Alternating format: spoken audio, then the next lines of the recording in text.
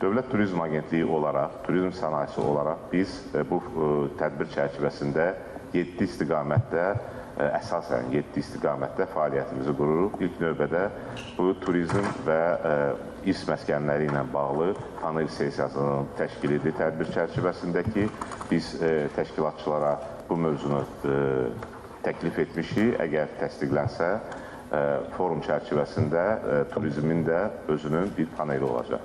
İkinci istiqamət bizdə milli stendin qurulmasıdır ki, burada həm qeyd edildiyi kimi, mən qeyd etdik, həm mədəni, tarixi, irsimiz, kulinariyamız, mətbəximiz, gastronomiyamız və s.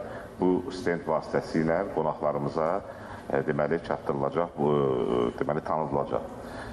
Üçüncü mühüm istiqamət bizdə yerləşdirmədir, qonaqların yerləşdirilməsidir ki, biz bu prosesə deməli təxminən 100-dən çox ateli Bakı və Abşeronda cəlb etmişik, kommunikasiya qurmuşuq və artıq 60-dan çox atel beynəlxalq platformalarda, müvafiq platformada deməli yerləşdirmə üçün satış həyata keçirilir. Qeyd edim ki, Bakı şəhərində sertifikatlaşmış, yəni ulduz sertifikatı almış 206 atel fəaliyyət göstərir ki, bunların da 12 mindən çox deməli nömrələri var, nömrə ehtiyadı var və əlbəttə ki, deməli biz qonaqları qəbul etməyə hazırıq bu komponent üzrə.